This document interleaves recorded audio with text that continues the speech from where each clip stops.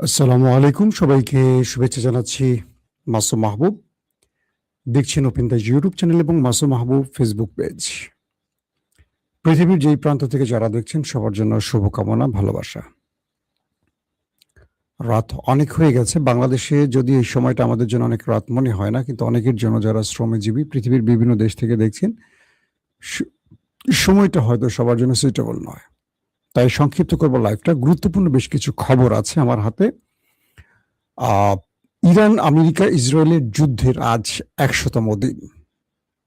এই ১০০তম দিনে আমেরিকা ইসরায়েল ইরান কার লাভ কার ক্ষতি হলো সেটা বলবো। পাশাপাশি হিজু বাহিনীর হাতে আইডিএফ চরম ধুলাই খাচ্ছে, অনেক হতাহতের খবর আসছে। পাশাপাশি ইরানের পক্ষ থেকে একটি স্টেটমেন্ট এসছে, আমেরিকা যদি ইরানের কথা না শোনে পুরো পৃথিবীতে এই যুদ্ধ ছড়িয়ে পড়তে পারে। পাশাপাশি পাকিস্তানের গিলগিট বালুচিস্তানে নির্বাচন হচ্ছে, সেখানকার কিছু আপডেট আপনাদের দিতে চাই। এবং সবচেয়ে ইন্টারেস্টিং যে খবরটি আজকে সেটি হলো ইরান আমেরিকাকে সবচেয়ে বড় সারপ্রাইজ দিল আজকে। কি সেই সারপ্রাইজ? চলেন আমরা আপনাদেরকে একটা একটা করে খবর দেওয়ার চেষ্টা করছি।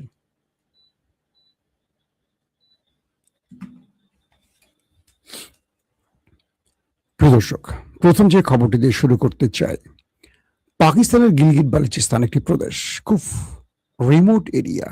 যারা সেখানে গেছেন তারা জানেন, বা যারা এই স্থানটির কোনো ভিডিও ইউটিউবে দেখেছেন তারা হয়তো জানেন, খুব রিমোট একটি এরিয়া। সেই অঞ্চলে এখন নির্বাচন চলছে। পাকিস্তান সেনাবাহিনী বা মিলিটারি এস্টাবলিশমেন্ট এবং সরকার সম্মিলিতভাবে এই অঞ্চলে পিটিআইকে হারাবার জন্য যত রকম নীল নকশা আছে সবগুলো প্রয়োগ করেছে। সকালে ভোটাররা সেই অঞ্চলে গিয়ে দেখছেন তাদের ভোট যে কেন্দ্রে থাকার কথা ছিল, কেন্দ্র পরিবর্তন হয়ে গেছে পাহাড়ের উপরে। এটা খুব পাহাড়ি একটা, বললাম না, দুর্গম অঞ্চল। আবার দেখা গেছে যে ব্যক্তিদের ভোট, অনেকের ভোট হয়ে গেছে। আবার দেখা গেছে পুলিং এজেন্টরা যে ফর্ম নিয়ে এসছে আর সরকার যে ফর্ম দিছে সেগুলো এলোমেলো। আবার যেখানে পিটিএর শক্ত ঘাঁটি আছে সেখানে ভোট খুব স্লো আগাচ্ছে, যেখানে বর্তমান সরকারের একটু শক্তি আছে সেখানে ভোট ভালো হচ্ছে।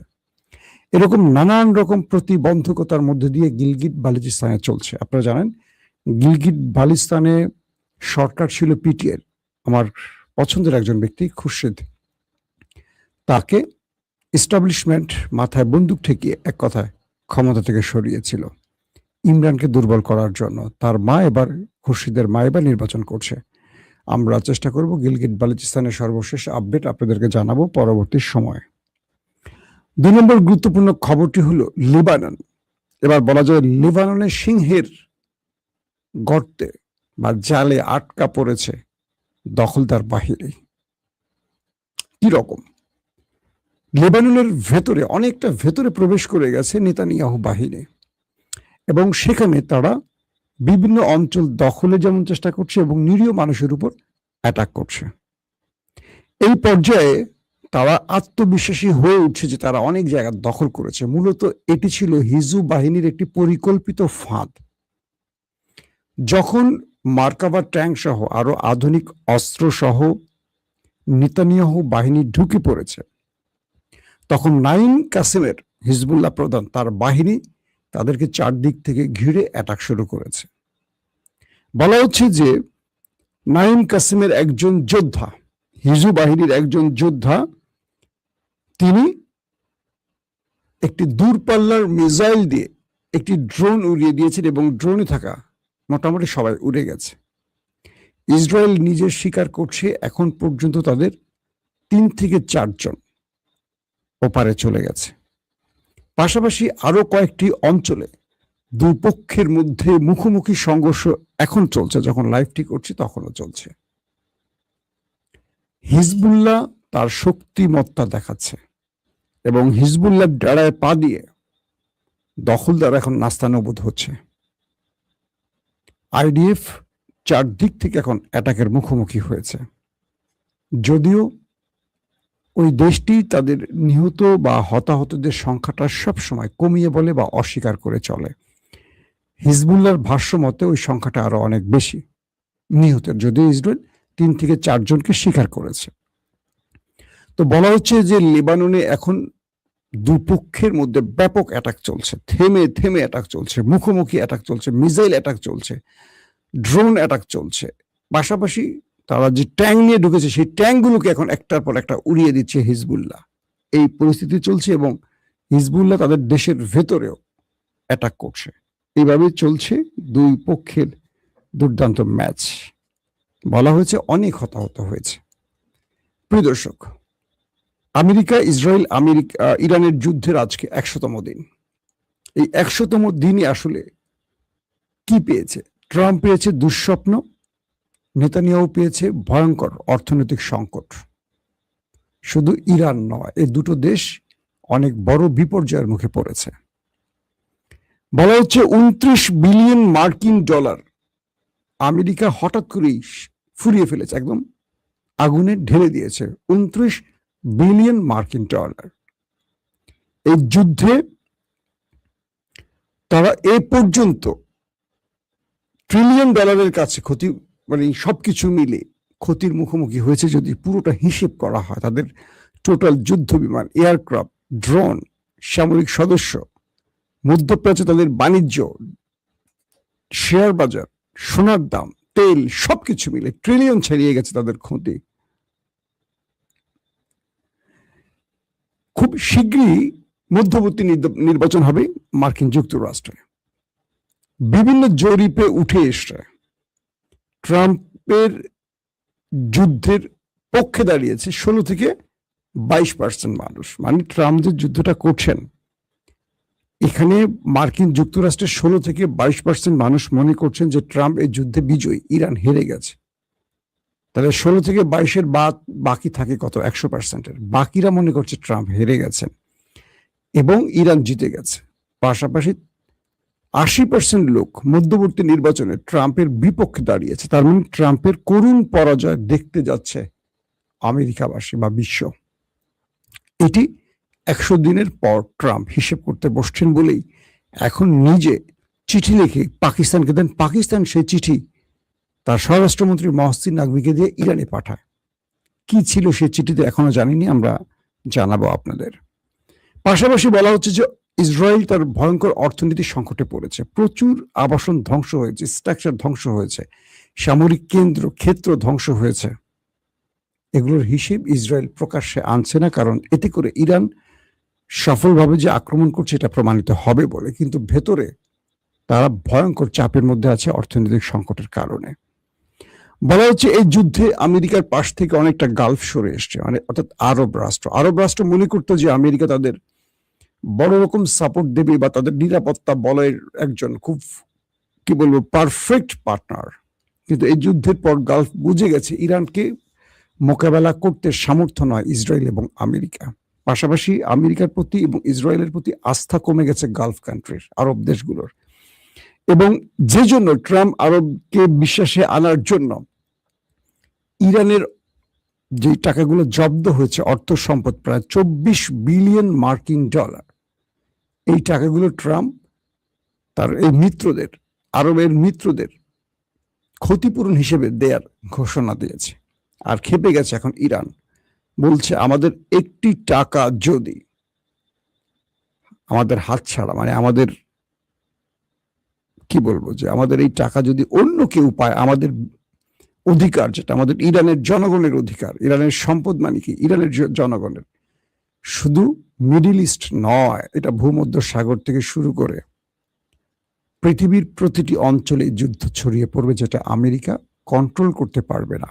যে আমেরিকা এখন গোপনে পা ধরছে যুদ্ধ বন্ধের, তাদেরকে আমরা হুঁশিয়ার করে বলে দিচ্ছি ইরানের জব্দ অর্থ দ্রুত ইরানকে ফেরত দেয়া হোক, নতুবা এটার জন্য আমেরিকা পচকাবে এবং আমেরিকা এটার মাসুল দেবে এবং এটার জন্য ইরানের কাছে নত হতে হবে। কত বড় মাসুল আমেরিকাকে দিতে হবে সেটা আমেরিকা জানে এবং বলছে 24 বিলিয়ন আমাদের ফেরত দিতেই হবে, এর ব্যতিক্রম কিছু হবে না।